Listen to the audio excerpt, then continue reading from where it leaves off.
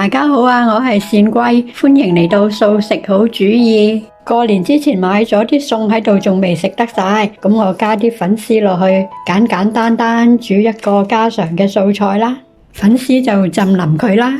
呢啲係潮州豆腐啊，買咗返嚟之後咧，我將佢切成咁樣細細嚿，呢度係半嚿嘅潮州豆腐啦。因為我知道自己嘅食量咧，每次大概食到半嚿啦，咁我會預先切咗佢，咁擺落去冰箱結冰嗰一格，雪住佢，咁就可以大概存放1個禮拜到㗎啦。而家係將佢解凍，豆腐解咗凍之後咧，就要撳返佢啲水出嚟。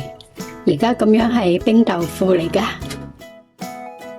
再過多一次水，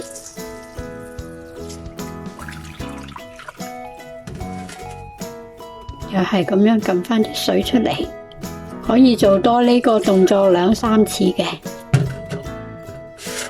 啲豆腐冇乜味嘅，俾少少鹽醃下佢。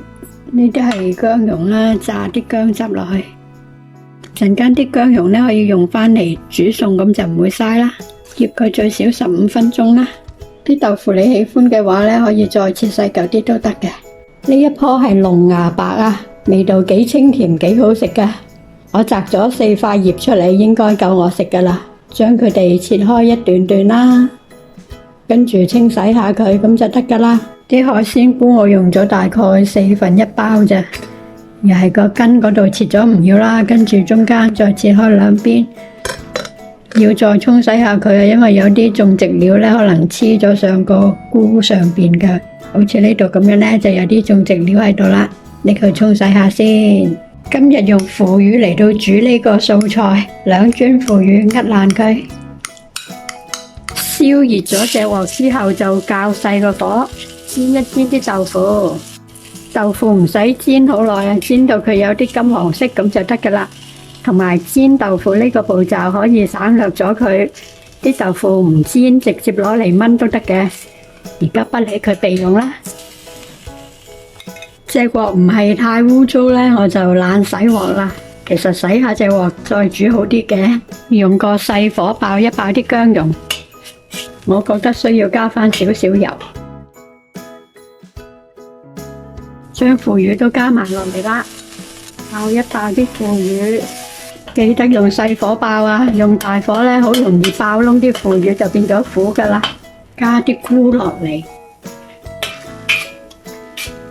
啲菇頭先有洗過嘅，洗完之後我就揸翻乾菇嘅水啦。咁樣咧，而家見佢炒出嚟都冇乜水嘅，加埋菜啦，開翻大少少個火。頭先又唔記得開機啦，海鮮菇同埋菜炒咗1分鐘之後咧，我就加水啦，然之後再加埋粉絲，再炒多佢一炒，跟住而家就加埋豆腐落嚟啦，同埋頭先係加咗1茶匙嘅糖嘅，鹽就唔加，因為腐乳好鹹嘅，一陣間試味啦。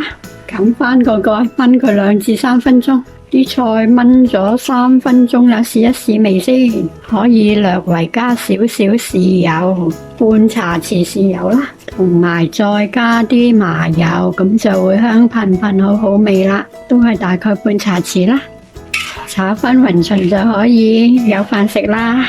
好美味嘅家常素菜腐乳素雜錦。頭先唔記得講啦，啲粉絲我係剪開咗嘅，一條剪開2邊嘅，咁就容易煮同埋容易夾啲啦。希望各位喜歡今晚嘅家常素菜腐乳素雜錦啦。我繼續食嘢啦，下次再見，拜拜。